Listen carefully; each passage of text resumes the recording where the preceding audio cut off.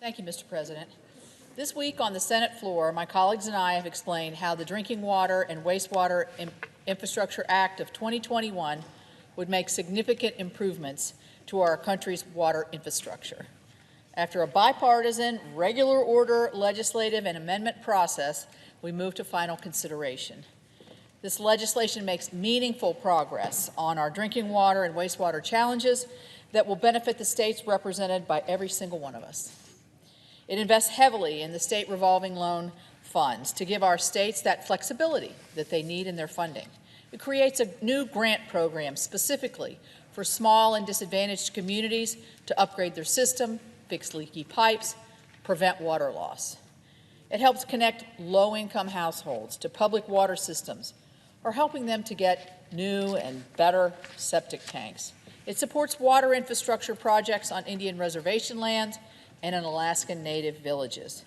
It provides assistance to remove and replace lead pipes, as well as lead testing in schools and child care centers.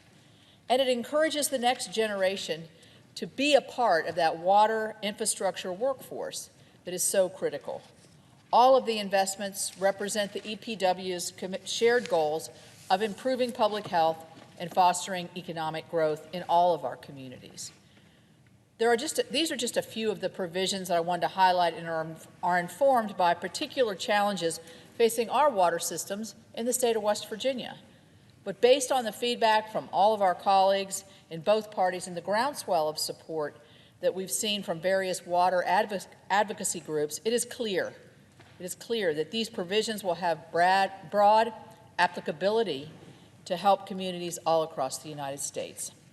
It is why we have such a diverse and growing coalition of more than 70 supporters, from water systems to local governments to industry to labor to environmental organizations. Before I wrap up, I would like to thank my colleague and chairman of our committee and West Virginia-born Chairman Tom Carper. This legislation represents, I think, a fantastic first effort for our ongoing work together to address the major concerns of the American people when it comes to infrastructure and the environment, and in a thoughtful and fiscally responsible fashion. His staff has been engaged and candid with mine throughout this entire process. So in particular, I would like to thank John Kane, the lead for Chairman Carper's water team, and his colleague Annie D'Amata, as well as Tyler Hoffman-Raridan and Mackie McIntosh, who provided support throughout these negotiations. So thank you. Chairman Carper's team is led by Staff Director Mary Frances Repko, who brought her wealth of experience to bear on this process as well. I would certainly like to take time to highlight the members of my team who worked long hours, nights and weekends to deliver this legislation. Jess Kramer, EPW Republican Water Counsel, and Travis Cohn, who's here with me today, my Republican Deputy Staff Director, and lead for our environmental team. They led these negotiations on our side and brought us to where we are today. They had strong assistance from our staff director, Adam Tomlinson, as well as Chief Counsel Elizabeth Horner, as well as Max Hyman, one of our policy staff who contributed to the language that we see today in this bill. I would like to also thank and congratulate Fisheries, Water, and Wildlife Subcommittee Chair Tammy Duckworth and Ranking Member Cynthia Lummis and their staffs for their hard work on this bill. They are two of my colleagues from my House days, and I'm so glad that all of us are working together again on the same committee, no less, here in the United States Senate.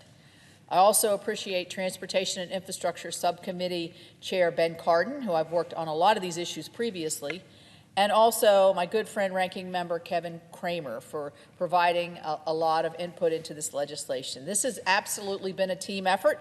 It's what we're here for, to work together. I look forward to our team racking up a lot more wins in infrastructure and beyond over the course of the 117th Congress. In closing, I just want to reiterate again that passing this bipartisan bill in a bipartisan way is also very important. We know it's more than symbolic, but there is symbolism, I think, here, because it shows the American people what we hear all the time when we go home, that their elected officials in Congress can work together and collaboratively on issues such as infrastructure. The bill represents the solid work that comes out of good faith negotiations. Chairman Carper and I worked together and never took our eye off of the mutual goal, a bipartisan bill that can pass both chambers and be signed into law. We are here today with that bill. I'm proud to be Chairman Carper's partner, and I appreciate his leadership. I hope that as we move forward with other infrastructure packages, that we remember this moment. We know the next couple of weeks and months are going to be tough, but we can do tough things to deliver for the American people. That's what we were sent here to do. So again, I urge my colleagues to vote yes on this legislation, and I hope we continue in this spirit. Thank you, and I yield the floor.